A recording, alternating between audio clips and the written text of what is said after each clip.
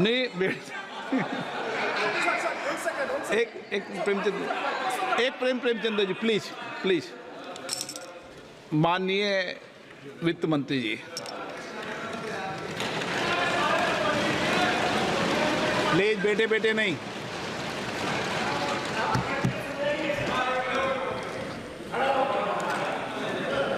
Sir thank you.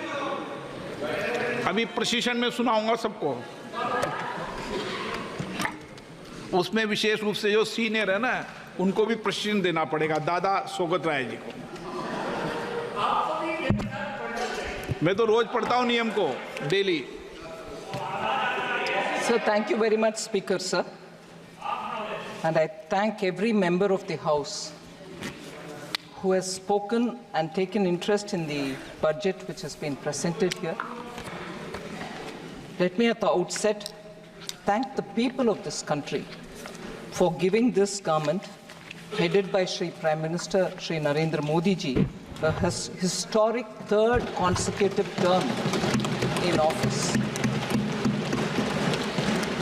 It actually reaffirms the faith the people have and the commitment with which Honorable Prime Minister is leading the country, and therefore building stability and coming up with people-centric policies. We shall all work together to build a Vikasit Bharat by the year 2047. I am extremely humbled by the trust faith. I am extremely humbled by the trust vested in me by Honorable Prime Minister, and it encourages me to work even harder to attain government's vision of Vikasit Bharat. I would like to thank all the members for having participated in this robust debate, and I'm trying here to address almost all the issues raised by the honorable members, and I shall go by issue, which would cover many members under each issue, but I'll try to name as many of them as possible.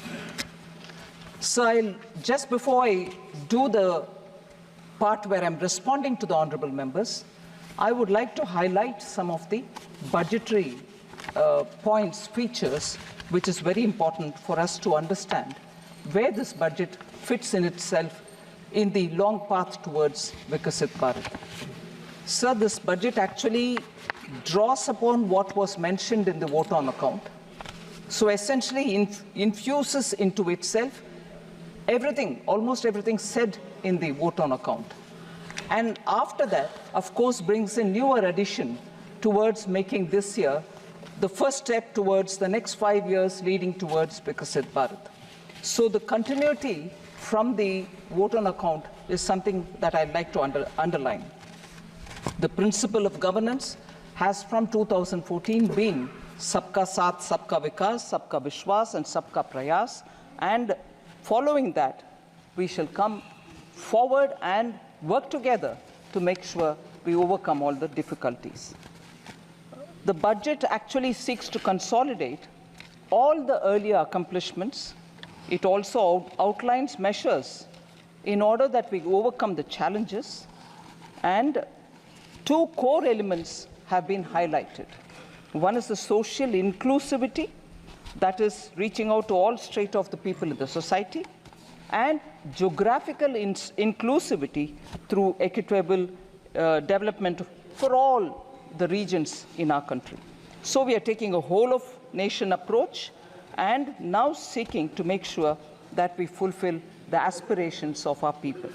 So briefly, if I were to summarize on points which are meeting this objective that we have set before ourselves, is the expenditure of the government has actually grown exponentially. It is today 48.21 lakh crores. It is projected to grow by about 7.3% over 23-24 and 8.5% over pre-actuals of 23-24. We call it pre-actuals, although with the final figures are almost there, because it has to be certified and audited, we give the nomenclature pre-actuals. but they are close, actually close to the real REs. Within the total expenditure, sir, one feature which has marked India's growth story post the COVID, it is the capital expenditure which the public money with which we are building assets, meaning government's own expenditure to build assets, to build capital expenses, are the ones, capital expenditure is the one which has actually enabled us to come out of COVID, whilst many other countries in the world are doing very many different things. But yet, this one tested formula of depending on the multiplier which comes out of spending on public expenditure, spending on capital expenditure through public money, has actually yielded us such results that post-COVID, consistently we've maintained high growth rate, and we are the fastest growing in the world as a result of this very clear government's approach. And in that total expenditure of 48.21 lakh, 11.11 lakh go for capital expenditure.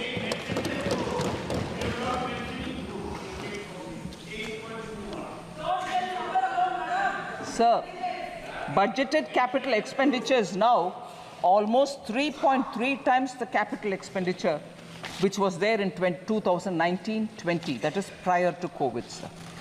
If you actually calculate the effective capital expenditure, that is the sum which is referred to when the budgeted capital outlay and the grants and aid for creation of capital assets which is given to the states.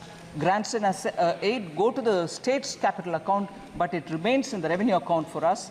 But because it also creates capital in the state's name, if we were to calculate the effective capital expenditure, it is pegged at 15.02 lakh or above 18% over the RE of 23-24. So that is the impetus we are giving for growth to be sustainable and for us to retain the growth rate that we have been very clearly attributing for the hard work of the people of this country. I'm not getting into the details of the revenue expenditure because that is already in the budget documents. But more importantly, I get into talking about the allocations because I think a lot of members have said probably the allocations in the social sector has come down.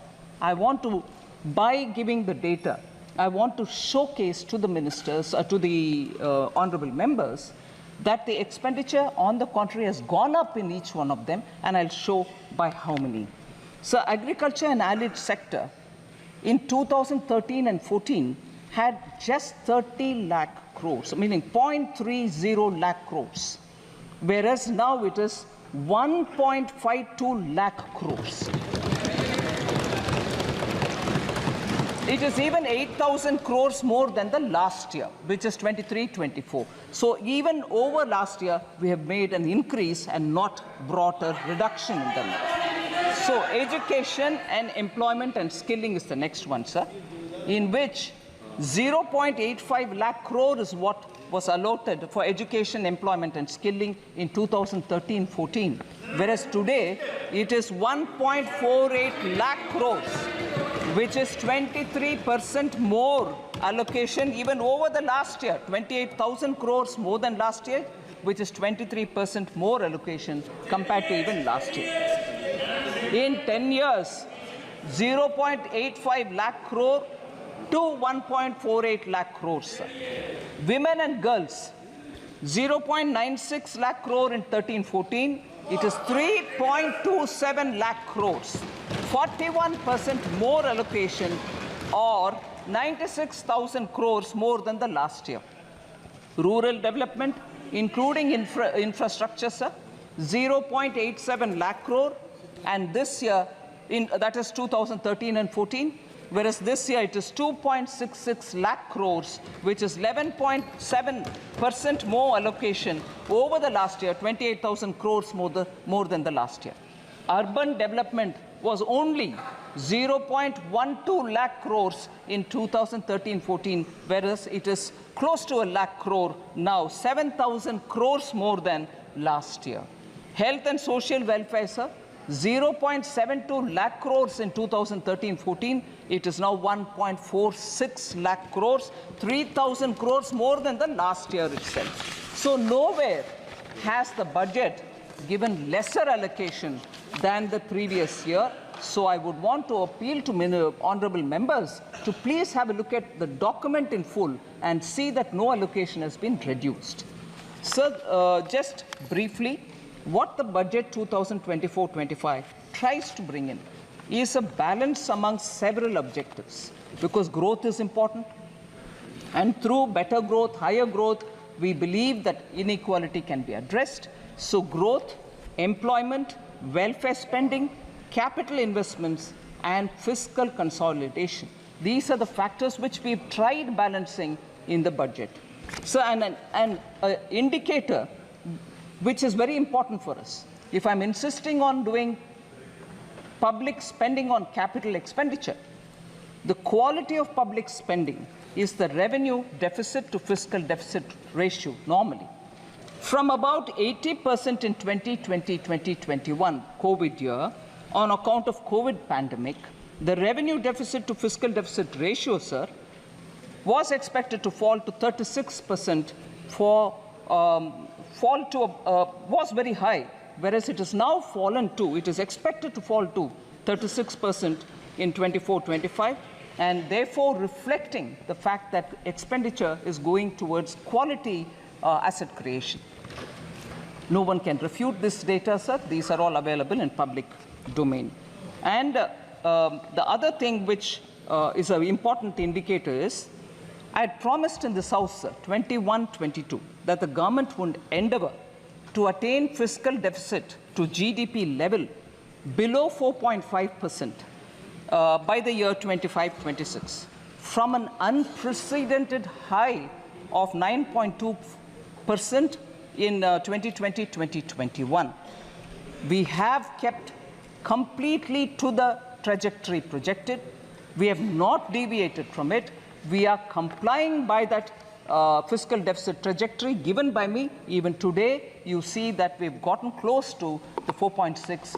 Actually, this year, we have clearly given 4.9 as the fiscal deficit. So we are keeping our word on that. India's exceptional post-pandemic economic recovery to become the fastest growing economy over the last 3 years is truly magnificent, and I thank every citizen, the middle class, the entrepreneurs, the farmers, marginal workers, traders, everyone who I've mentioned, I've not mentioned, deserve big gratitude, a word of thanks from all of us, sir, because of their toil and hard work and belief that they have to bring up the situation for their families to be better, has resulted in India becoming the fastest growing economy.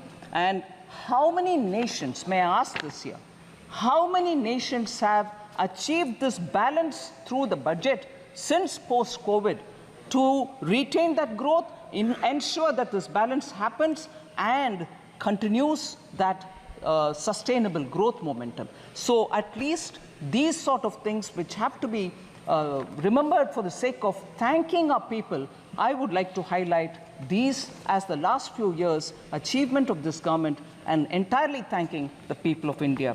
And this couldn't have been possible unless there is a hardworking, visionary leadership which takes us forward so that the country can really come out of the COVID distress. And I thank Honorable Prime Minister for his leadership on this. Sir, I had also presented the Jammu Kashmir budget for 24-25.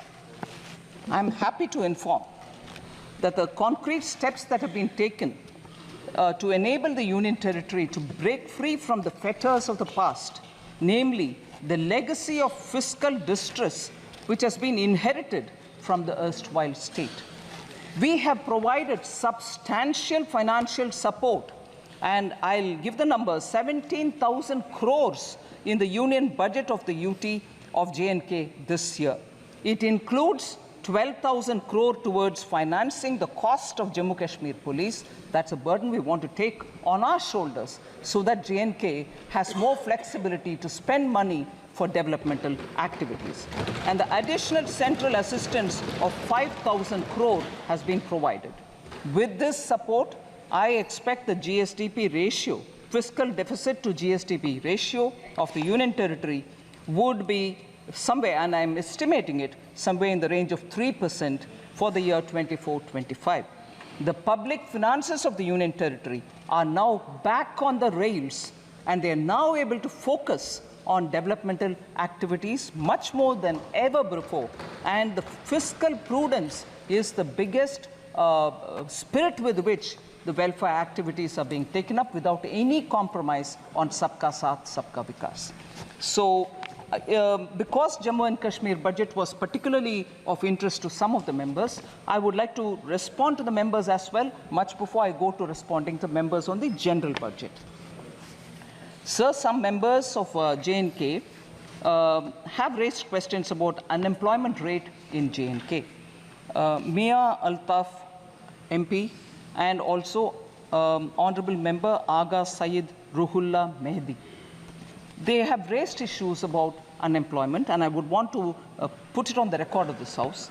Unemployment rate, that is for the age group of 15 to 59 years, has actually come down for J&K from 6.4% in 2020-2021 to 5.7% in 21-22 to 4.4% in 22-23, sir. So there is a reduction in the unemployment rate in J&K. The reduction is primarily because there is a lot of avenues being created for self-employment, and livelihood opportunities through Government of India schemes are reaching all people in J&K, and as a result, you can see that employment opportunities in the sense of self-employment has actually grown. So again, Honorable Member Mia Altaf had raised this issue about the works that were undertaken by the Union Territory government for the welfare of tribals. I'll certainly like to say, sir, there are about 9 important things which need to be highlighted. The Union Territory government has undertaken several initiatives for tribal welfare in the areas of healthcare, education, culture, infrastructure development, and livelihood. After 2 decades, actually, forest rights were granted to tribal communities. 2 शतक के बाद, इंतजार के बाद, tribal communities का उनका हक forest rights के द्वारा दिया गया है. 5,943 forest right certificates have been issued to the tribal people. First ever survey of the nomadic tribal population has also been conducted. Transport facilities are being provided to the nomadic tribes and the Bakarwals because they move up the range during summer and come down from the higher reaches to the lower levels. Transport facility is also being provided. Transit accommodation is provided to migratory tribal communities. Again, the communities which move from colder to slightly warmer regions in winter, including community kitchens, medical and veterinary dispensaries, and community toilets. All these have been provided for the migratory tribal communities. Professional coaching centers, scholarships, skilling for 48,000 tribal youth, 8 new hostel buildings, 285 smart schools, 6 Ekalavya residential schools have all been developed in the Union Territory of Kashmir. 80 schools to be transformed into smart schools in the tribal areas. That's a very important step forward, and it will benefit tribal children. 186 tribal villages are being developed under the PM Adi Adarsh Yojana, so helping tribal communities. Tribal Research Institute is being developed in Srinagar, and these are some of the very specific measures being taken by the government, and I hope the Honourable MP has got substantial information on the question that he asked. Sir, now I come to the general budget, in which I go by issues in which Many members of parliament have spoken, so I've clubbed together members. The first issue I take up is members from the opening speaker, Kumari Shelja, Professor Saugata Roy, Hebe Eden, Dr. T. Sumati, Charanjit Singh Channiji, and many others have all spoken about how there is a threat to cooperative federalism. Only few states have been given the benefits in the budget. Sir, I'm very sure, I would like to humbly state this, I'm sure all the members know that in a budget speech, if a state is not named, it doesn't mean that no money goes to them. And therefore, that was a misleading campaign, which, being in the opposition, unfortunately, a lot of members did speak about. It pains me to know. That they could say that if you're not mentioned in the budget speech, your state gets nothing at all. Sir, I would like to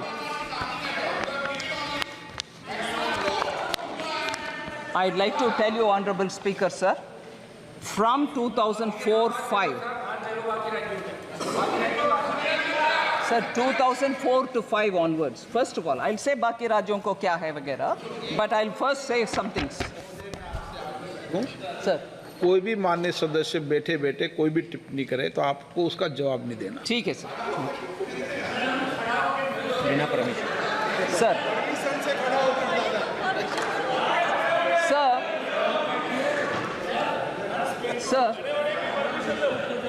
I'll take the example, sir.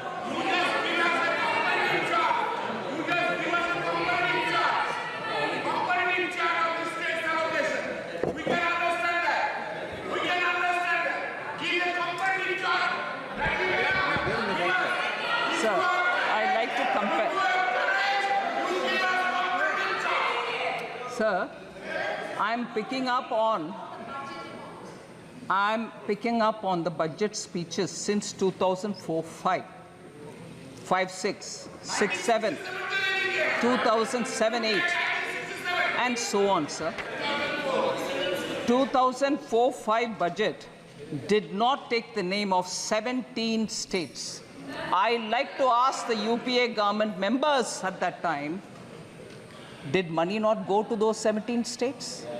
Did they stop it? Then if they stopped it, they have every business to ask this question. I presume they didn't stop money going to those 17 states because they didn't name it. So when it is one thing for them, it's all right. When the same thing happens somewhere else, no, it's not all right, you've deceived. 17 states were not named in 2004-5. 18 states were not named in 2005-6. 13 states were not named in 2006-7. 16 states were not named in 2007-8. Money didn't go to them. 2008-9, 13 states were not named. 2009-10, 26 states were not named. 26, which means only 2. Sir, oh yes, sir, if we are being blamed that only 2 states were named and the other states are not getting anything, 2009-10 budget had only 2 states, Bihar and Uttar Pradesh, and no other state. What does that mean then? It's all right when you do it. You didn't give money to those states which you didn't name. So, sir, you can't have it both the ways. You do one thing and then you blame the same thing on somebody else. What happens to the states which were not named? I'm asking now, 2009-10, 26 states of India did not have a mention. 2009-10, the full budget, 20 states. Interim budget did not have 26. The full regular budget, 20 states did not have it. So what does that mean, sir? They continue to ignore states. 2010-11, 19 states were ignored. 2011-12, 15 states were ignored, they didn't mention. 12-13, 16 states were ignored. 13-14, 10 states were ignored. So, sir, for that matter, the interim budget of 2014-15 ignored 26 states. Was there a noise? Did people say you ignored those states, you didn't give money? So, if you want to distort and create uproar, you want to give a sense of fear among people, you can go about distorting data. But this stands here, sir. इनका काम ही भ्रम फैलाना है। Sir, in the last few years, now each state, we had ministers go and explain how much has been given to each of the states. All right, sir? Record तो है, record है दादा, इसीलिए रिकॉर्ड होता है वकीलों के पास। Sir, I just want to say this, sir. Just random examples of how much has gone to different states.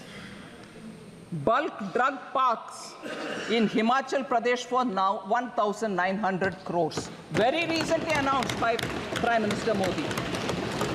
PM Mitra Textile Park went to Karnataka, Tamil Nadu and Telangana. Have they not received monies for that? 500 crores for Greenfield Park and 200 crore for Brownfield Park. These are just random examples, sir.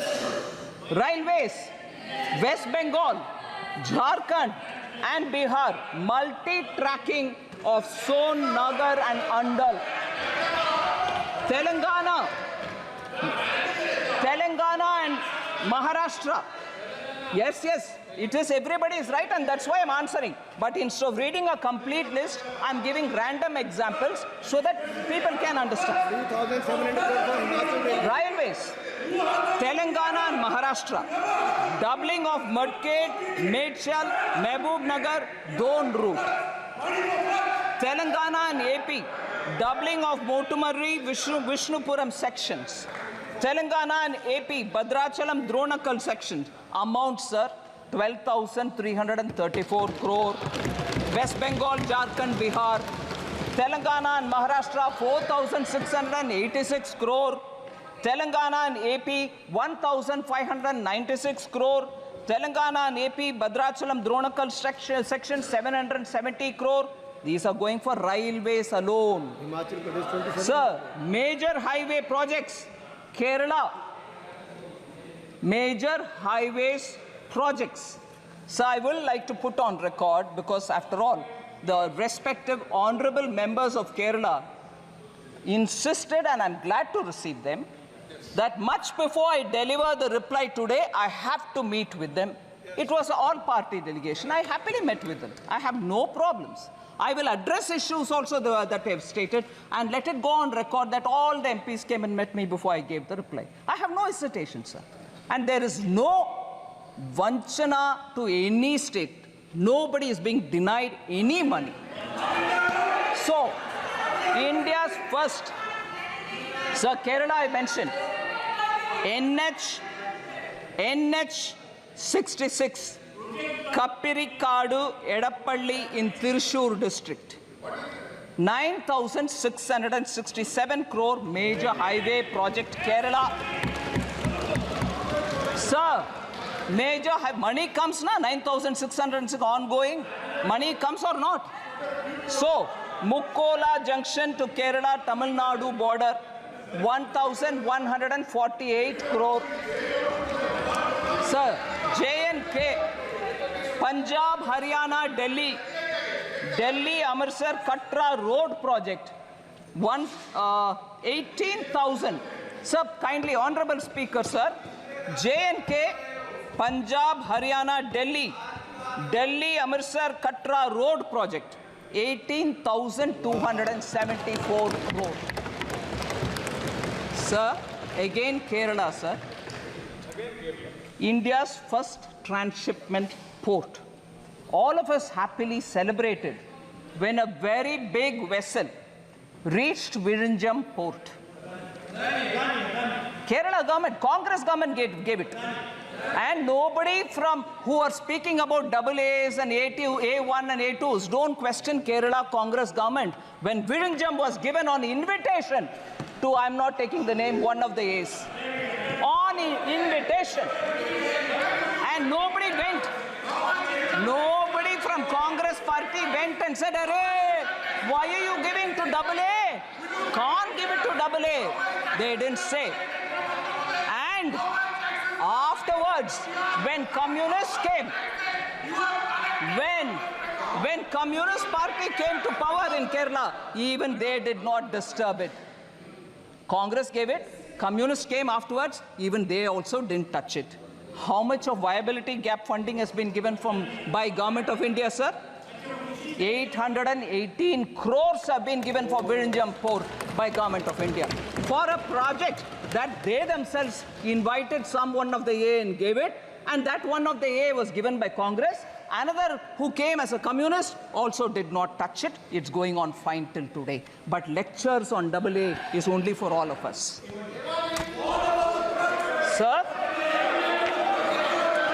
So, cooperative federalism, states not being mentioned in the budget speech, doesn't have to be a very big issue.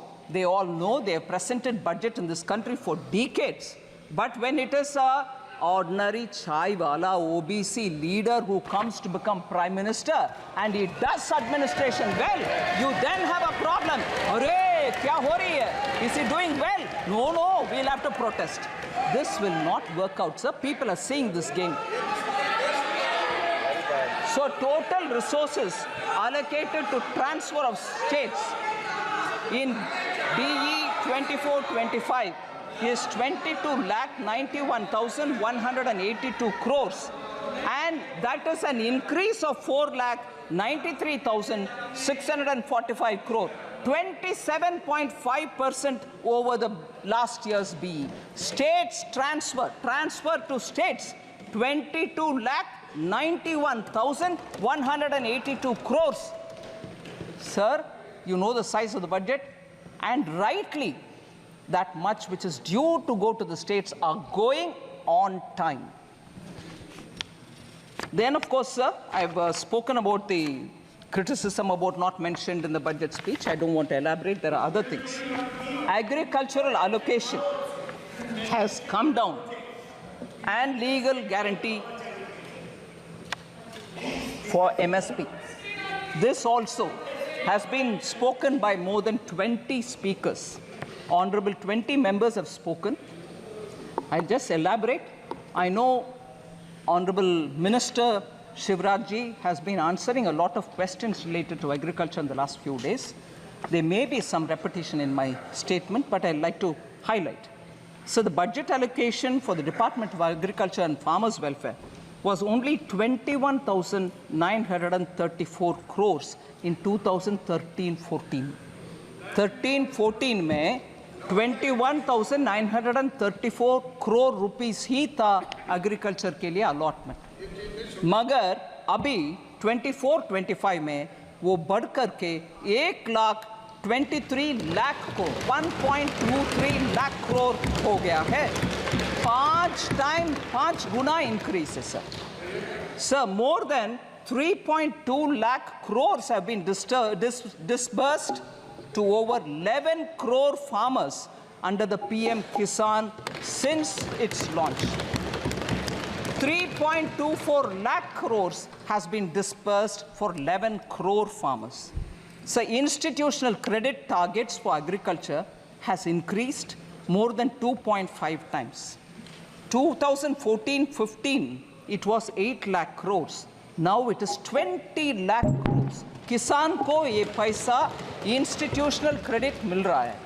Interest subsidy is also being given to Kisan. It has increased 2.4 times. 2014-15 में 6,000 crore interest subsidy के साथ किसानों को loan मिलता था bank से. अभी वो बढ़ करके 14,252 crore से सर इस साल 23-24. Number of accounts of small and marginal farmers availing agricultural loans has grown from 57% to 76%. 14 में 57% लोन agricultural farmers लेते थे. अभी 76% लोन ले रहे हैं सब्सिडी के साथ. इसीलिए ये नंबर और बढ़ेगी क्योंकि हमारे प्रयत्न किसान के साथ अच्छा चल रही है, sir. Sir, also, a committee has been constituted some time ago to look at how the CACP Commission for Agricultural Cost and Prices can work better so that किसान के लिए जो भी सुविधा मिलना चाहिए उसको बेहतरी तरीके से मिलाने के लिए कैसे काम करना उसके ऊपर ये कमेटी काम कर रही है. Sir, I want to highlight, if anything, I think many of our speakers have already said this, but I'd like to highlight this point, sir. Today, sir, the Congress Party and the India Alliance partners are all doing good lot of politics on the farmers. I'm saying it with consideration, sir. I'm not speaking loosely. The National Commission on Farmers, MS Swaminathan, had recommended in 2006 minimum support price should be at 50% more than the weighted average cost of production. This was not accepted by the UPA government. The cabinet note, which was drafted in July 2007, said, and I quote, sir, MSP is recommended by the CACP on objective criteria considering the variety of factors involved. Therefore, setting an increase of at least 50% on the cost may cause distortion in the market. In some cases, there may be a mechanical linkage between MSP and cost of production per producer. इतना कह करके MS Swaminathan के report को दरकिनारे कर दिया UPA government ने 2007 में. फिर 2004 मैनिफेस्टो में कांग्रेस पार्टी बोलते हैं कि एक कॉम्प्रिहेंसिव क्रॉप इंश्योरेंस ले आएंगे, मगर सचमुच में पीएम फसल बीमा योजना ले आने वाले कौन है सर? हमारा प्रधानमंत्री मोदी जी. फिर कांग्रेस पार्टी ने ये भी कहा it would examine the feasibility of direct income support to farmers, मगर किसान सम्मान निधि 2019 में ले आने वाले कौन है सर? माननीय प्रधानमंत्री मोदी जी. इसीलिए Congress party they can go on shedding crocodile tears about farmers. कोई implementation में कुछ नहीं किया पिछले 10 साल में. ऊपर से I would say even for several decades कुछ भी नहीं किया. The failure of the flagship loan waiver. Sir, मैं failure of the loan waiver 2008 के ऊपर बात करना चाहता हूँ. 2008 के चुनाव में किसान के लिए लोन वेवर के ऊपर इतनी सारे बातें की. CAG found gross irregularities in the implementation of the 50,000 crore agricultural debt waiver and debt relief schemes. एक आध विषय उसमें CAG रिपोर्ट में कहा गया कि around 164 crore was waived off in violation of the guidelines. Implementation में पूरे के पूरे गपलाबाजी करने वाले कांग्रेस है सर. 22% of the cases में lapses and errors पाया गया. 8.5 farmers out of the accounts audited were not eligible to get loans. शायद जीजा बच्चीदा आ गए इसीलिए लोन जिनका मर्जी दे गए. कोई इसमें मेजरिंग मापदंड कोई फॉलो नहीं किया. 34% of the eligible beneficiaries of the test checked accounts were not issued debt waiver certificate. ये मैं मानती हूँ बेरहम एक स्टेप है सर, जिसमें अगर बैंक वो सर्टिफिकेट नहीं देता वो किसान दोबारा लोन नहीं ले पाता. 34% ऑफ द एलिजिबल केसेस में वो सर्टिफिकेट तक नहीं दिया गया. इनके लोन वेवर जिसके ऊपर वो जीत कर आए 2009 में, उतना गपलेबाजी हुआ उसमें. आज किसान के ऊपर रो रहे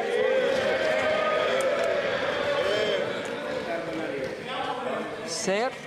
अनएम्प्लॉयमेंट के ऊपर 15 ऑनरेबल मेंबर्स ने बात किया सर. इसमें कुमारी सैलजा, अभिषेक बैनर्जी, सौगता रॉय जी, हिबी ईडन, राजीव राय, दुराई वाइको, पप्पू यादव जी, डिम्पल यादव जी, एनके प्रेमचंद्रन जी और के सुब्रायन जी, ऐसे बहुत सारे, डॉक्टर सुमति अनएम्प्लॉयमेंट के ऊपर बात की। मैं उनका एक आध विषय स्पष्ट करना चाहती हूँ sir. Our policy to make youth, इस बजट में यूथ के लिए 5 ऐसे स्कीम का एक बड़ा सा पीएम का युवा पैकेज हमने ले आए, जिसमें एम्प्लॉयमेंट भी है, स्किल ट्रेनिंग भी है, इंटर्नशिप भी है। Our policy is therefore to make youth सक्षम, स्वतंत्र और समर्थ। इसीलिए टू मेक देम competent, independent and capable, a lot of schemes have been brought in other than the 5 schemes put into PM package. 48 crore mudra loans worth 29 lakh crores have been dispersed since 2014. 29 lakh crores का dispersal हुआ मुद्रा में। इसीलिए इस बार क्योंकि वो success हुआ है, हम उसको 20 लाख रुपीस तक अमाउंट बढ़ा रहे हैं, 10 से लेकर के 20 तक बढ़ा रहे हैं। मैं ये 5 स्कीम के ऊपर ज़्यादा बोल नहीं रही हूँ sir, but I want to say UPA era में जॉबलेस ग्रोथ के विषय में एक विषय हाईलाइट करना चाहती हूँ सर।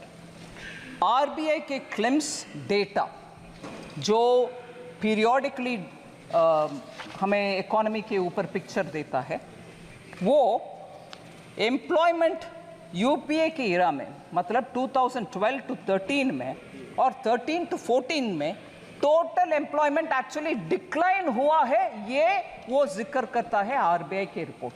उनके कार्यकाल में जब टोटल एम्प्लॉयमेंट का नंबर डिक्लाइन होता है, उसके बारे में चर्चा नहीं करते। मैं आज उठा रही हूँ इस हाउस में कि उस समय के एम्प्लॉयमेंट क्यों घटा, why did it come down? If you are claiming that your economy management was all very good, how did total employment figure come down? And this is RBI data, not mine. Second, sir, formal employment was badly hit. Total persons engaged during the UPA time, annual survey of industries कहता है कि Covid pandemic के time, हमारे सरकार के time से ज़्यादा decline उस समय हुआ टोटल पर्सन्स का एंगेजमेंट में। This is a data about 2012-13 employment, total persons engage decline हुआ उस समय। Sir, we want to highlight the fact that the annual periodic labor force survey reports show that the labor market indicators for persons in the age group of 15 years and above has steadily improved under Prime Minister Modi 2017-18 to 2022-23. Our employment figures have improved. I'm giving you at least 4 indicators for that. Labor force participation has increased from 49.8 in 2017-18 to 57.9% in 22-23. Labor force participation number. इसमें women labor force participation has risen to 37% in 22-23 from 23% which was in 2017-18. Women का participation भी increase हुआ. Youth the unemployment rate has declined from 6% in 2017-18 to a low of 3.2% in 22-23. Youth unemployment for the age group 15 to 29 has declined sharply from 17.8% in 2017-18 to 10% in 22-23. So the last point on this employment debate, sir, SBI research report, which was released in July 2024, said India created 12.5 crore jobs between 2014 and 23, compared to only 2.9 crore during the UPA 10 साल. 2.9 crore UPA के 10 साल में, मगर अभी 12.5 करोड़ हमारी 10 साल में sir. सो employment के ऊपर बार बार गलत फहमियाँ प्रचार करना ये छोड़ दें, क्योंकि डेटा उसके खिलाफ है।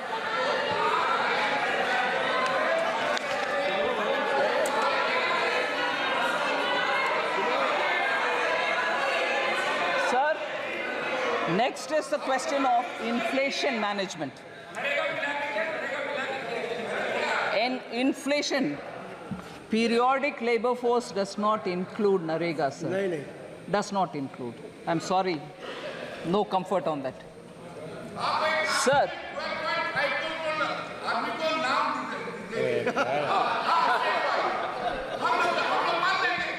Sir, inflation. वो तो सुनना ही नहीं है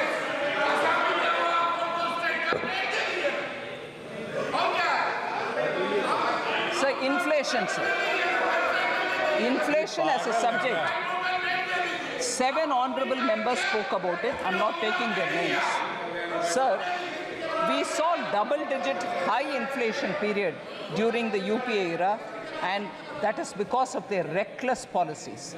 I want to differentiate between the inflation which prevailed during UPA and the inflation, if at all, within the range which prevails now, some months which have gone up. There is a difference. Domestic inflation used to be higher than the global average during UPA's time. Global financial crisis 2008, sir. If we are talking about COVID, which is much, much more complex than the global financial crisis, global financial crisis 2008, UPA government took stimulus measures to boost the economy. But I'm sorry to say, I'll come to this particular matter because it has a relevance to one of the honorable members. Harvard and Oxford educated leaders, UPA government was run by them for the economy, did not know when and how to withdraw the stimulus, leading to a high double-digit inflation between 2009 and 13, high fiscal deficit and debt, crowding out private investment. So between January 2012 and 2014, just the 22 months, of the total 28 months, 22 months the inflation was above 9%. Almost double digit and almost double of the forbearance limit that is permitted. Inflation के इनके record ही है sir, उसको beat करना आसान नहीं है। इसीलिए मैं बात बोल रही हूं, UPA sir, UPA inherited a stable macroeconomic environment with inflation at 3.8% from 1999-2000 to 2003-4. Atal ji के समय पर इन्फ्लेशन उस रेंज में पर था, उसको इनहेरिट किया UPA ने. Comparatively, annual inflation rose to 8.1% between 2004-5 to 2013-14. Atal ji का 3.8%, इनका 8.1%. यही है इनका रिकॉर्ड इन्फ्लेशन मैनेजमेंट के ऊपर. सर एक्चुअली क्योंकि हमारे MP साहब ऑलरेडी एक स्लोगन दे रहे, मैं बोलना चाहती हूँ, मैं हिंदी इलाके से नहीं आती हूँ, फिर भी ये याद है, कांग्रेस आई महंगाई लाई, ये है इनका record. Sir, because economy was in such poorly managed state because of inflation, I want to quote sir, RBI governor, उनका नाम नहीं ले रही हूं क्योंकि सदस्य नहीं है इधर, मगर वो एक किताब लिखे हैं. उस किताब में वो बोलते हैं, I quote, the finance ministry used to pressurize the RBI to soften interest rates and present a rosier picture of growth to shore up sentiments. क्योंकि आपके आर्थिक व्यवस्था इतना बिगड़ गई थी, आप RBI को फोन करके उनको बोल रहे हैं कि प्लीज ठीक से मैनेज करो भैया, क्योंकि सेंटिमेंट अफेक्ट हो जाएगा. आप कुछ मैनेजमेंट नहीं किए, मगर ये किताब में फॉर्मर RBI गवर्नर लिख रहे हैं सर इनका इकोनॉमी के मैनेजमेंट के ऊपर. शेम. वो हमें पूछते हैं कि इकोनॉमी कैसे मैनेज कर रहे हो. Sir, India's inflation between 2020-2023 is much lower than the global average. Prime Minister Modi in spite of COVID, planned the economy in such a way that our inflation did not affect so badly. I want to just give you the list of the records, sir. NDA के समय 99 to 2004 तक 3.8, UPA 1 में 6%, UPA 2 में 10.2%, so UPA 1 and 2 put together 8.1%.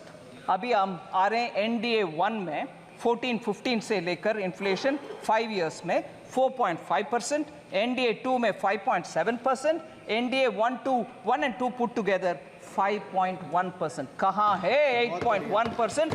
हमारे 5.1% कहाँ है? ये मैं ये भी दुख के साथ कहना चाह रही हूँ, जब प्रधानमंत्री जी पेट्रोल और डीजल प्राइस को 2 बार कम किए, बीजेपी स्टेट्स ने कम किया, इन्फ्लेशन घटवाए, मगर यूपीए के स्टेट्स कोई कुछ नहीं किया, उसके वजह से उनके स्टेट में इन्फ्लेशन हाई रहा। देश के लिए नुकसानदायक पॉलिसी है यूपीए का। ठीक है, हम कैसे मैनेज किए inflation? Group of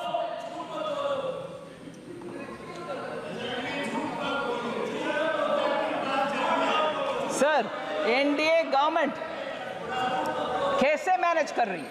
group of ministers के द्वारा इन्फ्लेशन को मॉनिटर करते हुए सप्लाई साइड का हर स्टेप हर बार उठाते हैं। मैं उदाहरण देती हूं सर, भारत ब्रांड आटा, राइस और पल्सेस का विषय हमने खरीद करके सब्सिडी के साथ जनता को पहुंचा रहे हैं। भारत आटा at 27.50 रुपीस पर केजी, और लोग खरीद रहे हैं कि नहीं खरीद रहे हैं? बिल्कुल खरीद रहे हैं। 14.87 lakh tons have been sold for common public.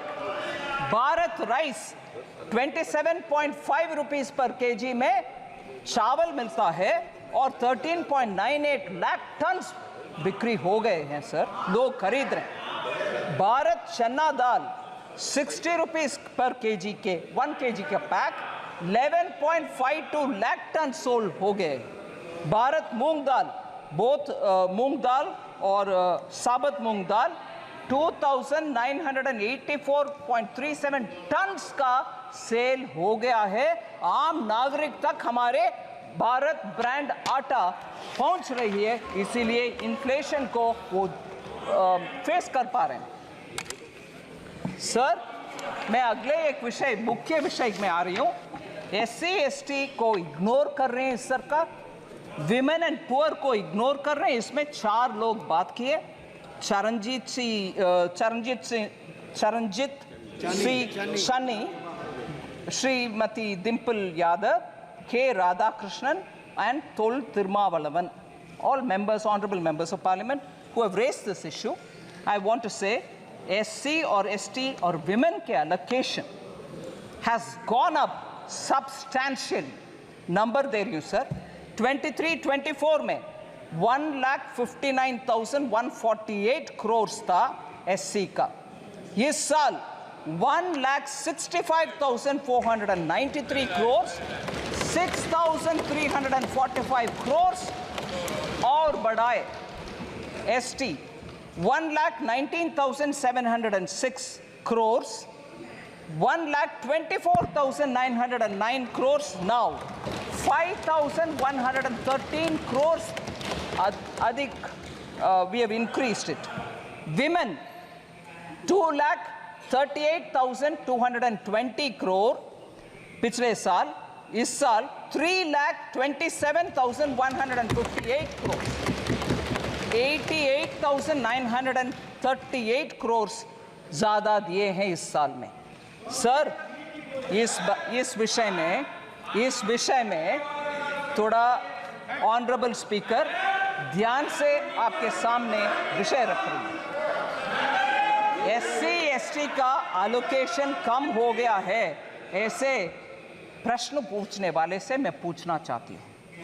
Karnataka की कांग्रेस गवर्नमेंट ने SC SC ST फंड से बजट में 9,980 दिए हुए बजट से 4,301 करोड़ ट्राइबल सब प्लान से निकाला गया, उसका पता नहीं चल रहा कहाँ गए। So far, of the total, Karnataka government has spent 2,228 crore, including 1,587 crore from the SC/ST sub-plan and 641 crore from the tribal sub-plan specifically. God knows where this is going. Because this has been questioned in Karnataka itself by the leader of the opposition and the media, I want to ask माननीय former chief minister Charanjit Channi ji, आपके leader से बात करिए, कर्नाटका में जाकर के SC का हालात के ऊपर प्रश्न पूछिए। इधर पूछने का आवश्यकता नहीं है, उधर कांग्रेस गवर्नमेंट में हो रही है इतनी सारी घपला। फिर कर्नाटका से एक और विषय सर, जरूर मैं मानती हूं कांग्रेस में एससी के विषय में बात करने वाले हर नेता कर्नाटका आज ही जाए, पूछ ले कि क्या हो रही है। एससी के पैसा को निकाल करके प्राइवेट अकाउंट में डाला जा रहा है, किसी को मालूम नहीं हो रहे। एससी के ऊपर इधर लेक्चर हो रही है। वाल्मीकि विषय, कर्नाटका महर्षि Valmiki scheduled tribes development corporation scam, बड़ा सा स्कैम सर। इसमें सर विषय देख लीजिए, कितना इंटरेस्टिंग बात। Normally government stands up to say no गपला, क्या आरोप लगा रही हो, सॉरी, ऐसे बात करने के लिए सरकार के पक्ष में से खड़े होते हैं। मगर उधर नाम नहीं ले रहा हूं, मुख्यमंत्री जी खड़े होकर के बोल रहे हैं, अरे भैया वो 187 करोड़ नहीं है, सिर्फ 89 करोड़ से जो गपला है, मगर not 187 crore but only 89 crore. ये देख लीजिए क्या कॉन्फिडेंस, यही कांग्रेस है। गपला करो फिर आर्ग्यू करो, बोलो कि 189 नहीं है भैया, जस्ट 89 है, छोड़ दो। एससी का पैसा सर, एसटी का पैसा सर, दोनों उधर गपले हो रही है, मगर इधर एससी के ऊपर लेक्चर हमें दे रहे। एससी के ऊपर चीफ मिनिस्टर पंजाब के प्रश्न पूछ रहे।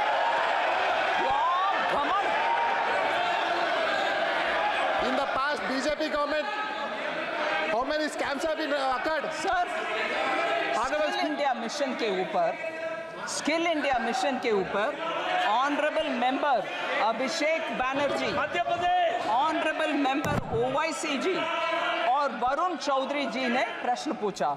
आई want to highlight 3 honourable members, Abhishek Banerjee ji, Owaisi ji और वरुण चौधरी जी ने प्रश्न पूछा। इन द लास्ट डिकेड, क्योंकि डिजिटल पब्लिक इंफ्रास्ट्रक्चर इतना नेसेसरी हो गया है, स्किल इंडिया डिजिटल हब में कैसे क्या है विषय, उनका कंसर्न है। स्किल इंडिया मिशन में सक्सेस नहीं हुआ।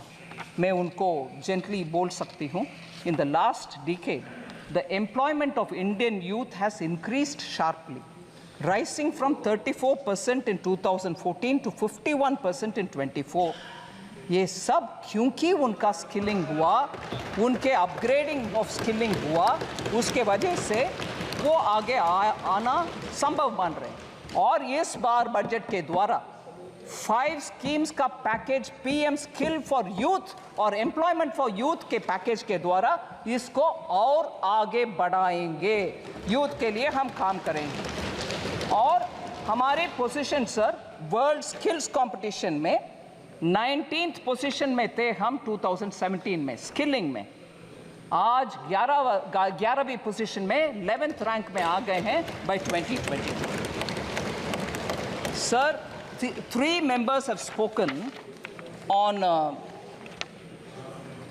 poverty and global hunger index. Poverty and global hunger index, कुमारी शैलजा जी, दुराई वाइको जी और Gurmeet Singh ji. Sir, I want to first of all, with all humility and modesty say, flawed indicators such as the global hunger index for India's sake may not work out.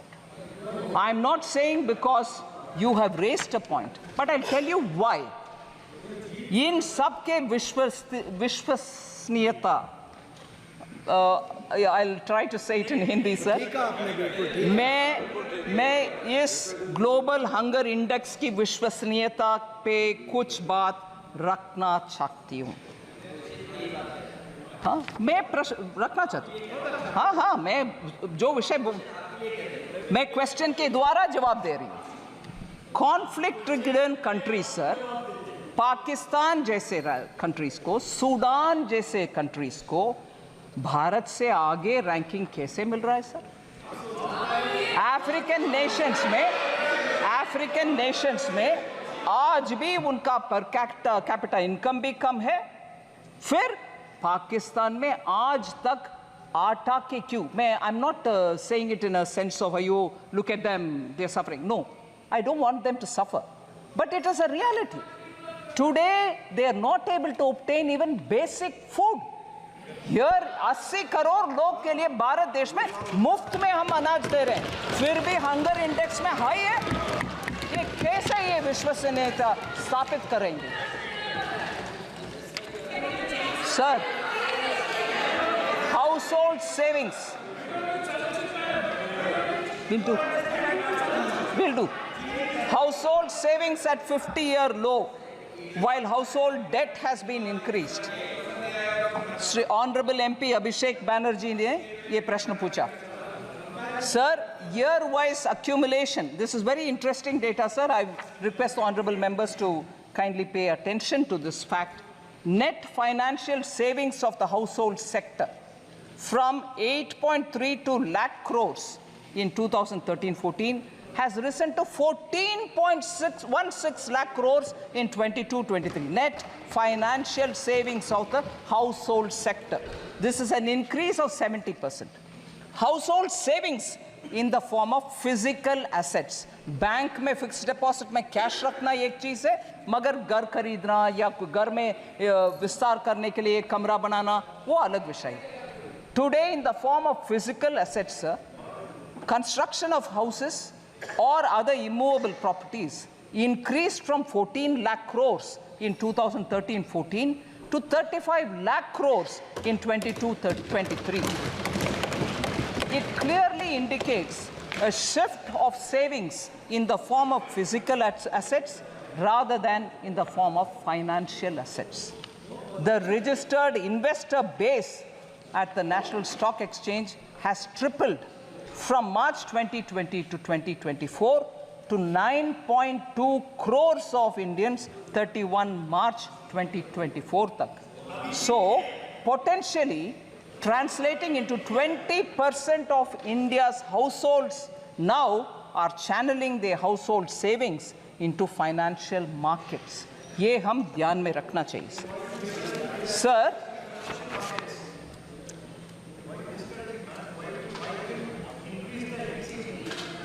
I'll come to that. I'll certainly come to it. Sir, Honorable Speaker, sir, I'm almost coming to the end, sir, but one or two important points. Sir, I thought you wanted the answers. Sir, lack of transparency in budget. Lack of transparency in budget was the issue raised by Honorable Member N.K. Premchandran. I want to highlight the fact, sir. In fact, it is completely the opposite of what used to prevail under UPA. And I'll give you examples with which I want to say this charge, lack of transparency in budget, should actually be posed by N.K. Premchandran ji to UPA budgets. Sir, all the details have already been provided. I'm not going to say what is revenue, how much is revenue receipt, how much is other receipts. The borrowings are meant for financing fiscal deficit, because the question also said how government will finance the additional allocation of around 56,000 crores. So I want to just highlight borrowings are for financing fiscal deficit in a way. I would like to mention that the borrowing has been reduced due to better fiscal management, and reducing the fiscal deficit from 5.1% in interim budget to 4.9% in the regular budget of 24-25 explains that. The hallmark of Prime Minister Modi from the days when he was Chief Minister of Gujarat is fiscal prudence without compromising on welfare. He continues on that track. He has not compromised on welfare businesses or schemes, but very clearly manages his finances carefully, and that is why you have that fiscal prudence reflecting in the fiscal deficit. Sir, this is a total contrast to what had prevailed during UPA. I want to highlight how the Congress-led UPA government, constant practice of hiding the deficits through off-budget borrowings and issuance of oil bonds, which shifted the fiscal burden to future generations. Under the UPA, standard fiscal practices were routinely changed to make the budget numbers look favorable. You saw, I've already said how the RBI governor spoke. In order to make an impression of nice, goody-goody, you call the RBI, you fudge the numbers, you put it under the carpet. All this has happened during UPA, not our times, sir. In financial year 2021, the government, our government under Prime Minister Modi, rapidly repaid all outstanding National Small Saving Fund loans which were provided to the FCI in lieu of food subsidy by providing additional budgetary support. We cleared the accounts, sir. Very good. And as a result, that came onto the budget, and there was no hiding under the carpet. External borrowing कर दिया, budget में दिखाया नहीं. मैं budget fiscal deficit अच्छा number दिखाऊंगा, मगर इधर borrow करते रहे. नहीं. Everything that you get, everything that happens in finance ministry is now in the budget for all of us to see. इसमें कोई पीछे से borrow करो, उधर रखो, इधर दिखाना नहीं है, नहीं होता. So lack of transparency अगर है तो वो UPA के गवर्नमेंट में हुआ था, अभी नहीं. Complete food subsidy under the PM Garib Kalyan Anna Yojana is being provided transparently through government budget. Sir, from 21-22, off-budget funded schemes are being proactively disclosed in the budget document. इसीलिए हर step हम ले रहे हैं transparency की ओर. I want this to be recognized by the honorable member. So the last two members who asked particular questions, sir, on the minority budget has been reduced. Honorable member Ziaur Rahman Bark from UP, I forget his constituency, Sambal. But I must say, sir, you normally don't allow us to mention names of people who are not the members. But with your permission, I want for a moment to pay a momentary dedication to his grandfather, Shafiqur Rahman Bark, late Shri Shafiqur Rahman Bark, because he was a very elderly member. He came several times to meet me on his constituency-related problems. I used to respect him. I gave him a lot of time to understand his issues, and where I could help, I have helped him. But not for that, but I do recognize the dignity with which he has approached his assignments, even with that aged, even with that seniority in age. So I want to respect the grandson who's now come in his position, who's asked this question. Sir, minority budget, has it come down? No, it hasn't come down. I want to very clearly say, sir, 22-23, actuals are 803 crores. 23-24, budget estimates were 3,098 crore.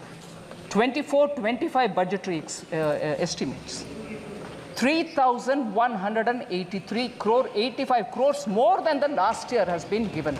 No reduction in the fund. Sir, under NMDFC, which is National Minorities Development and Finance Corporation, since 2014, 8,300 crores worth of loans have been disbursed to more than 22.5 lakh minority beneficiaries, of whom 85% are women. So the young new member, I want to give him the information. And the last one, sir, under insurance problem in the country, and there is an 18% GST on health insurance. This was asked by Honorable Member Karthi Chidambaram. I want to highlight that PM Jeevan Jyoti Bima Yojana has over 20 crore enrollments and over 16,087 crore claims have been paid till date. 2 lakh insurance cover at just 436 rupees per annum premium. We have paid 2 lakh, we have paid 20 crore enrollments, and 16,087 crores have been cleared as insurance claims. PM Suraksha Bima Yojana, sir, 44 crore enrollments and 2,757 crore claims have already been paid. And what is the structure, sir? 2 lakh rupees for total disability or accidental death at just 20 rupees per annum premium. So this is the way insurance for the common people have been given by Prime Minister Modi, and this is reaching a lot of poor people. And I'm happy to say, even during COVID, we had cleared a lot of claims, even if they didn't meet the usual requirements of doctor's certificate, mortuary certificate, nothing. PM gave a clear instruction saying, during COVID, all claims be settled. We don't want anyone to suffer because insurance certificates have not come. Sir,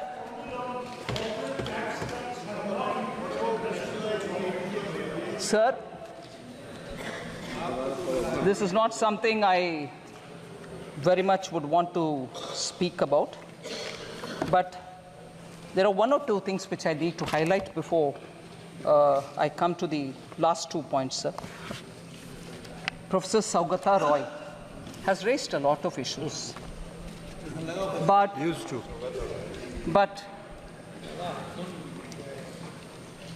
I'm astonished, sir, from the land of Bengal, which inspired our freedom movement, which gave us the slogan, Vande Mataram. Here, you don't hear me all right, no? Vande Mataram. I'll be happy to say it 10 times. Vande Mataram. Bengal gave this call, and we are very inspired by that. And from that Bengal today, we have a Professor Saugata Roy, who says, I'm not bothered, I'm not worried, but it is worth mentioning for this House's consideration.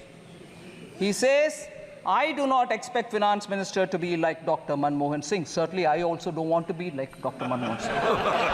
She is not a PhD from Oxford, not even like Chidambaram, who has got a management degree from Harvard. She's from our own JNU. But the problem is she's bereft of new ideas. सीधा मैं आ रही हूं sir प्रश्न सीधा मैं आ रही हूं प्रश्न में a lady who I respect a lot who sits equally in the GST council with me, Srimati Chandrima Bhattacharya, who is the finance minister of Bengal, studied in University of Calcutta. Sirs, you may delete the name, sir. You may delete it. Sir. Finance Minister of Bengal, studied in University of Kolkata. That's all right, sir. I respect her, which means, is she also bereft of new ideas? Sir? I don't want to take her name. Finance Minister of Bengal. Please delete the name. I'm not against it. I respect her, sir. She does wonderful contribution in the GST Council. She is from University of Kolkata. So, when reference is made to me saying she's from JNU, but the problem is she doesn't have any, she's bereft of new ideas. Is she bereft of new ideas? Equally, I want to ask, the Chief Minister of Bengal is also from colleges affiliated to the University of Calcutta. Does it mean that if you study in Indian universities, you are bereft of ideas? She is a fighter who's leading the state for so many years. Makes chauvinist comments. Sir?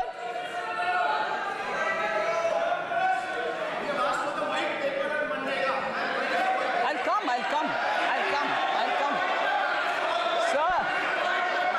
Sir, I'm astonished. I'm astonished when we talk about the Chief Minister's qualification and saying that she's a good Chief Minister who's fighting. We are from Indian universities. Whether it is Chief Minister of Bengal or myself, we are all from Indian universities. In what way we are less to the Harvards of the world, the Oxfords of the world?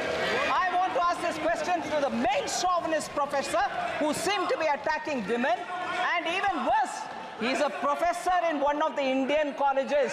He is not teaching in Harvard. He is not teaching in Oxford. So is he also equally not so qualified? A professor in Indian university demeans people who have got qualification from Indian universities, sir. Professor Saugata Roy, please be ashamed of yourself. Sir, even worse,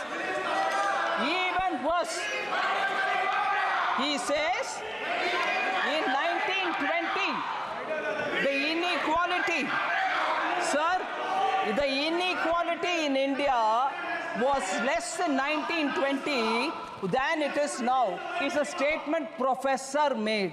I can't believe this statement. Sir, Bengal suffered under the British. We all see the images of skinny, starved, bone and skin Indians, Bengal people who were starved by the British, and the entire grain of West Bengal was taken to fund the war. People were photographed sitting skinny with bones and skin, and that Bengal was better in equality than now? What a shameful statement to make. In this house, inequality was better under British than now? What a shameful statement to make. Now I come to talking about Bengal's economy, sir. I'll give all the white paper they want. Sir,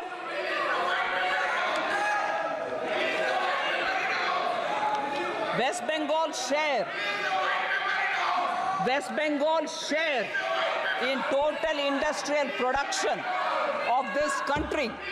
Honorable Speaker, sir, I'd like to draw your attention and say West Bengal's share of the total industrial production of this country, which used to be 24%. I want honorable members to keep paying attention to this data. It's very important for this country. 24% was Bengal's contribution to total industrial production of this country at the time of independence. Today, you want to know what that number is? 3.5. That's the Bengal economy. That's the Bengal economy. Sir,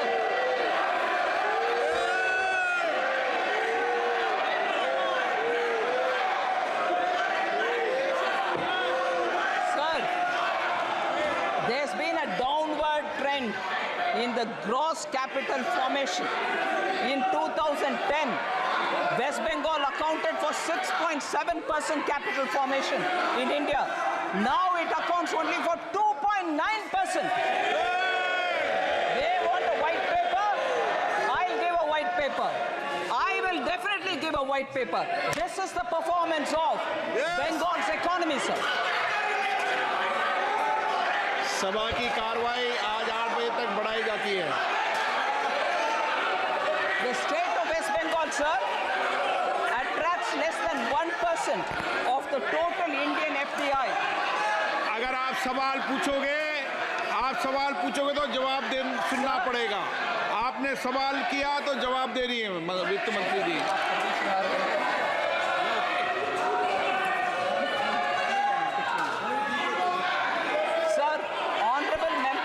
Supriya Sule had asked question about fiscal deficit target of 4.9% may not be achieved.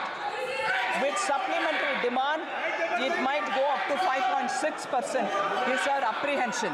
I want to reply to Honorable Member Supriya Sule, sir. The year-end actuals of a year represents the full financial year's expenditure.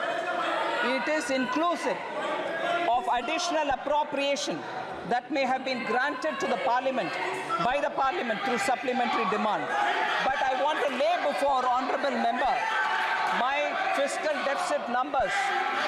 21-22, the fiscal target set was 6.8%.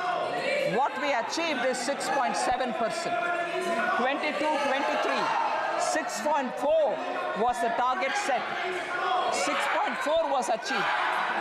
23-24, 5.9 was target set.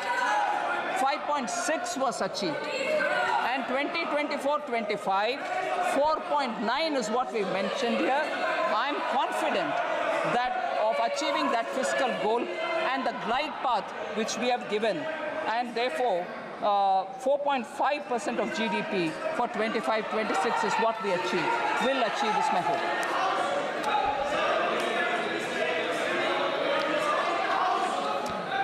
Sir, before I come to the conclusion, there's one I will come to the conclusion with, but before I come to that, sir, I want to highlight the fact. माननीय सदस्य, नेता प्रतिपक्ष, please आसन के पीठ पेट कर नहीं बैठते। संविधान नेता प्रतिपक्ष हो जाने से अकल कहां से आएगा? Sir, this is an important issue I want to raise, sir, before I come to the conclusion. Sir, today, when we are discussing the journey of Vikasit Bharat, I want to draw your attention towards a very serious issue. To make India develop, it is necessary for the country to have big economic and strategic power.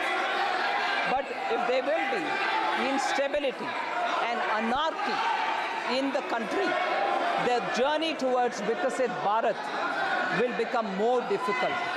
This is a huge challenge for us. And as a nation, we have to understand where the problem is.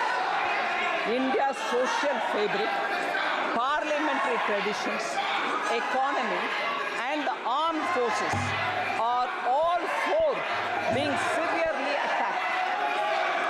We have united our diverse society through the hard-working people of this country over the generations. After independence, sir, our constitution was put in place, and it has put in place several arrangements to keep the society united.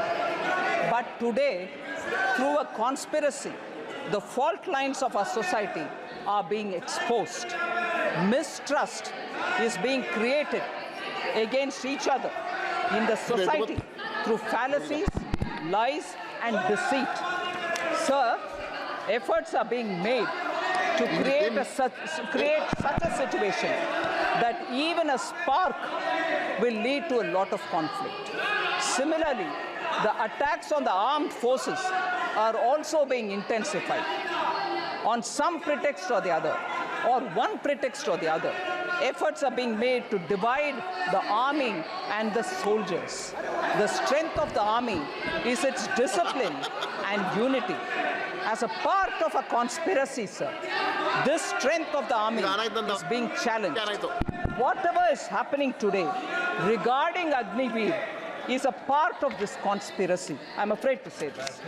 Apart from the society, parliament, army are all under attack, and even the economy is being attacked. When the people of India have really struggled to come out of COVID and are building a society on their effort. We as people representing them in this house at least should recognize the hard work of our people and not undermine India as a country which is growing at this rate. So entrepreneurship itself is being made a villain, sir, which is a shame. Hard-working entrepreneurs are building this country. The conspiracy is to end India's entrepreneurship culture even if before it fully blooms, and thereby hitting at the Indian core backbone, which is the entrepreneurship, small and medium units, and enterprise is what is building India. Negativity is being spread in society towards all those who do business. And this hatred for business and wealth creators is spilling everywhere. There is a conspiracy to send a message to the entire world that India is not safe for investors, sir. And this is not good. Rumors are being spread that Indian institutions cannot guarantee security to foreign investments, which is really a sad situation, sir. Strategic instability, economic instability, and political instability. Some forces are working to create this kind of an image of India, and we should all fight together that this kind of instability building people should be told a lesson. There is a huge nexus. There is a huge nexus behind this, which is carrying out this conspiracy from the streets and even to the parliament. No debates without protests, which are aggressive protests, are happening. You don't even hear answers which are being given. And I'm sorry to remind this honorable House that when the honorable Prime Minister stood up to speak, utmost disruption happened, and people did not want to listen to him. They were screaming, but parliamentary institutional maryada ke upar unse first lecture aata hai. Jab all over the well, they had people standing, and people were forced or nudged or cajoled to say, go into the well, protest. Sir, institutional respect, we have to keep it. Every countryman has come together to fight this conspiracy. We have to be alert, sir. And I take this opportunity to say this. Sir, the last matter, sir.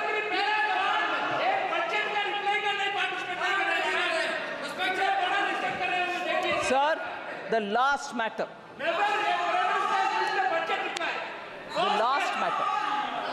The last matter, sir. Halwa. Okay? We should talk about it.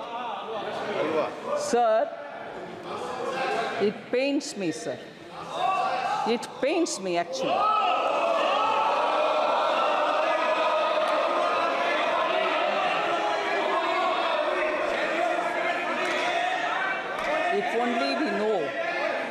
If only we know the background with which halwa ceremonies are conducted before the budget is prepared. If only we know the background. Sir?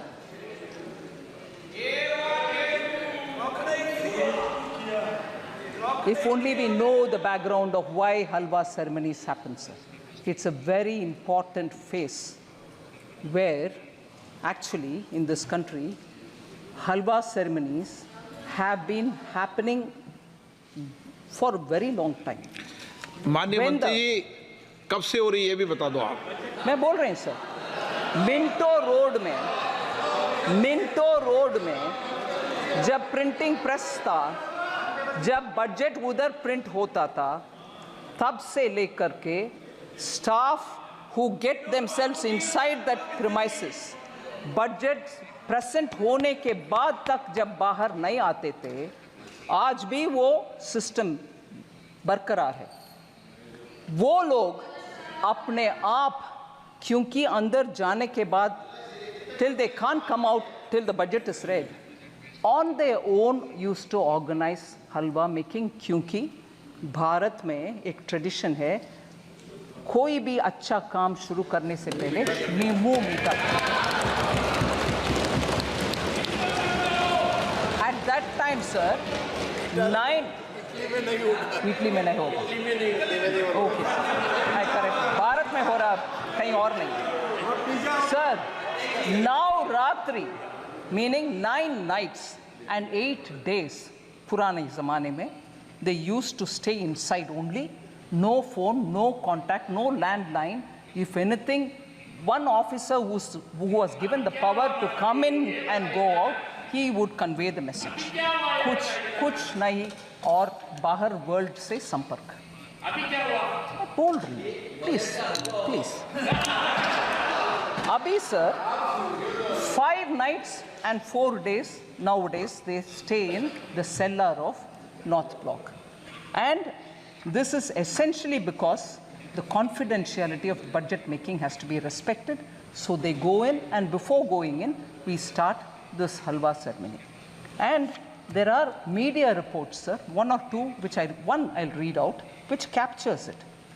Halwa ceremony, sir, one media report says, and I quote, "It serves as a recognition for the hard work and dedication of the Finance Ministry officials and staff who have been diligently preparing the budget documents." Dating back to 1980, the Halwa ceremony precedes the printing of the budget documents, which take place at the basement of the North Block, a process that must be completed without any official leaving the premises until the budget formally is presented. So, this is done more, unquote. Now, I again take one line. A sense of solidarity and teamwork among the team members के लिए ये बना करते हैं. It also says it stands as a testament to the tradition and protocols observed in one of the most significant events in the Indian governance calendar. Sir? Yes?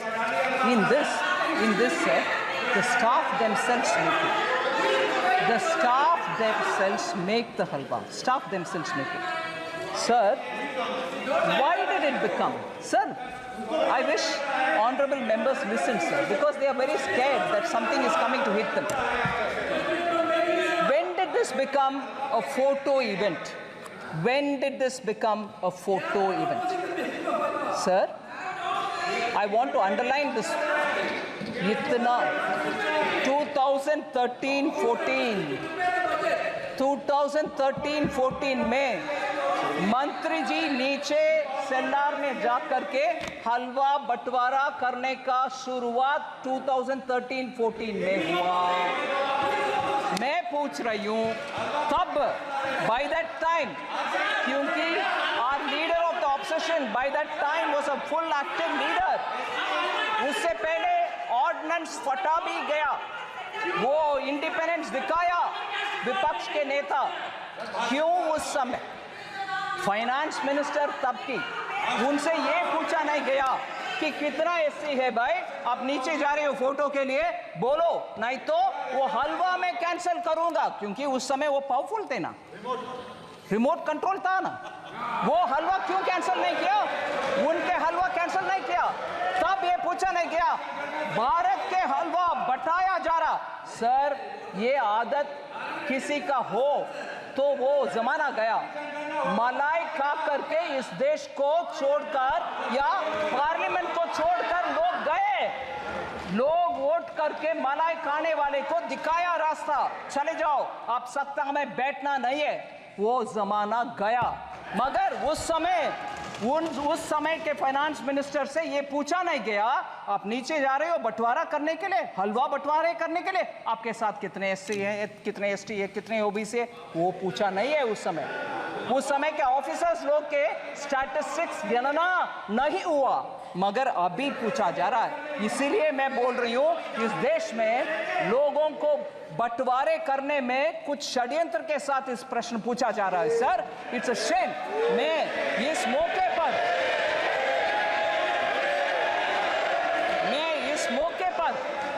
मैं respect करना चाहती हूं दो लोगों को. सर, आप परमिट नहीं करते हैं नाम लेने के लिए, वो मेंबर भी नहीं है, मगर प्रिंटिंग हमारा फिनेंस मिनिस्ट्री के इंपॉर्टेंट स्टाफ दो लोग, उनको मैं जिक्र करना चाहती हूं. सर, ये सेक्रेट नहीं, प्लीज आप सुन लीजिए, सेक्रेट हलवा के विषय और इसमें इतना इमोशन जुड़ा हुआ है, ये समझ में आएगा. सर, रिटायर्ड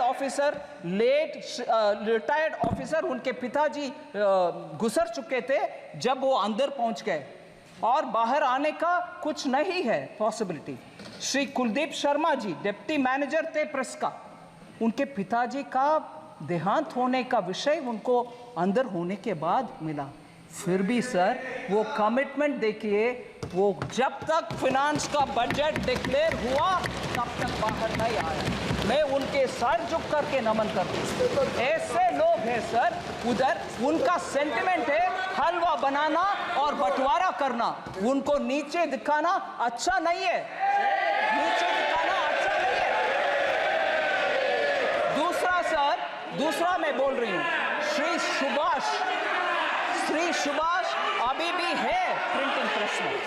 वो भी अंदर जाने के समय उनको मैसेज आया उनके सुपुत्र का देहांत हुआ सर, मगर वो बोले नहीं मेरा जिम्मेदारी, क्योंकि हलवा के सेरेमनी हो गए, मैं अंदर आ रही हूँ, इससे I will not come out. ये है सेंटिमेंट उधर, हलवा बनाना और अंदर जाना, पूरे कर्तव्य निभाना और बाहर आना, इसको नीचे दिखाना सही नहीं है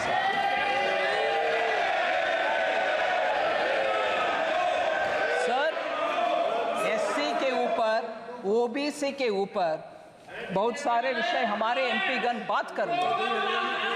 फर्स्ट प्रधानमंत्री जी नेहरू जी का लेख सबको पढ़, शायद अनुराग जी ने पढ़ दिखाया।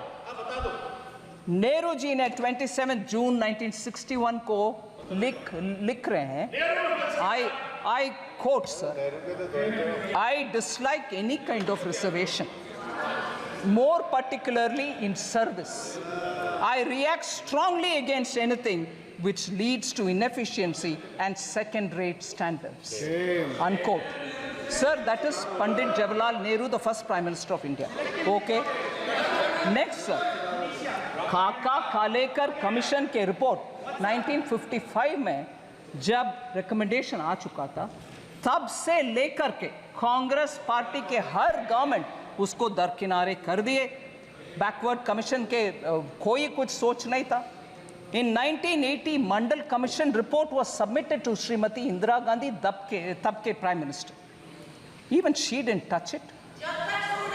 And तब के कांग्रेस के नारा में बोल रही हूँ sir, my Hindi is not very good, but I'll still say it. What was the slogan? ना जात पर ना पात पर मोहर लगाएगी हाथ पर। सो जात तब नहीं है, पात नहीं है, मगर अभी बोला जा रहा है जाति जाति। कितना लोग हलवा में थे, कितना लोग हलवा फोटो में थे, कितने नीचे पे थे। जब तब अगर आपने सही इसको तभी ले आते तो ओबीसी ऑफिसर आज सेक्रेटरी लेवल तक पहुंचने का मौका था। You stopped it sir. No, even worse sir, शायद अनुराग जी ने नहीं बताया, मैं एक और कोटेशन पढ़ना चाह रही हूँ sir. Rajiv Gandhi ji, late Prime Minister Rajiv Gandhi ji gave an interview to Alok Mehta in March 1985, a senior journalist. In that interview, former Prime Minister about OBC reservation says this, quote कर रही हूँ sir, no promotion of idiots in the name of reservation.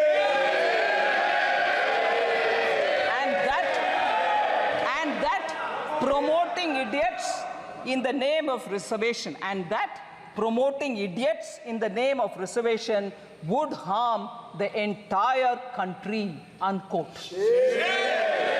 Reservation के ऊपर ये इतना lecture दे रहे हैं sir. Ambedkar ji cabinet से निकल करके he said I don't want to be in this because there is no justice for backward communities or for SCs. उनके चिट्ठी, ये सब विषय लंबा सा चिट्ठी सर, मगर वो रेलेवेंट पैराग्राफ में पढ़ रही हूँ। So he said, quote, I will now refer to another, second in brackets, matter that I will now refer to another matter that had made me dissatisfied with the government. It relates to the treatment accorded to the backward classes and scheduled castes. I was very sorry that the Constitution did not embody any safeguards for the backward classes. It was left to be done by the executive government on the basis of recommendations of a commission to be appointed by the President. More than a year has elapsed since we passed the Constitution, but the government has not even thought of appointing the commission, unquote. So Ambedkar ji सरकार से छोड़कर जाने, सरकार किसकी थी sir? First government under Pandit Jawaharlal Nehru, the first Prime Minister. इनके दादा परदादा के बयान ये सब है सर। आज ये रिजर्वेशन के ऊपर और SC/ST के ऊपर बात करते हैं। मैं प्रश्न पूछना चाहती हूँ सर। अभी अरे अखिलेश जी, नेताजी लोहिया जी इंग्लिश में बोलते हैं सर। अरे लोहिया जी नेताजी खिलाफ थे उस समय। इंग्लिश में बोलते हैं चैरिटी बिगिंस फ्रॉम होम। सुनिए charity begins from home, meaning आप जो दूसरे को बोल रही हो वो आप पहले कर दिखाओ। मैं पूछ रही हूं सर, राजीव गांधी फाउंडेशन में कितने SC हैं, कितने ST हैं, कितने OBC हैं? क्योंकि बाहर के वाले लोगों का नाम पढ़ना नहीं है, 9 लोग हैं, कोई SC नहीं है। Charity begins at home sir. आप पहले आपके व्यवस्था सही करो, SC को दो, फिर आकर हमसे पूछ लो भाई। ये बोलो सर। फिर दूसरा एक उदाहरण देती हूं sir, Rajiv Gandhi charitable trust, उसमें 5 लोग हैं बोर्ड ऑफ ट्रस्टीज में, नाम नहीं पढ़ रही हूं सर, मगर मुझे एक भी SC नहीं दिखाई।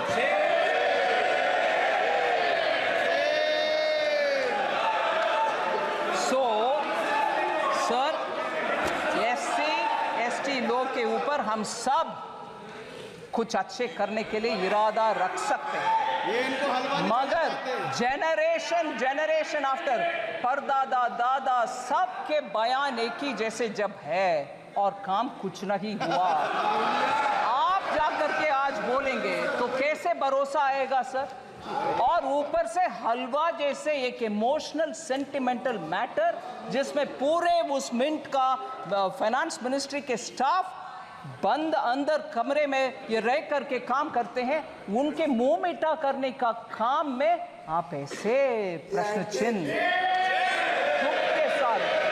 और मैं जब इस विषय में मैं कैसे जवाब दूं, ऐसे करके सर पे हाथ रखा तो पूरे ट्रोल आर्मी के साथ मुझे पूछा जा रहा है कि SC के ऊपर जब विपक्ष के नेता बात कर रहे हैं आप सर पर हाथ रख रही हो, हंस रही हो। नहीं, ऐसे एक इमोशनल मैटर को इतना हल्के से डील कर रहे हैं, उसको मैं सर न फोड़। Sir thank you very much sir. मैं बजट के लिए कुछ इतना समय दिए आपके लिए मैं धन्यवाद।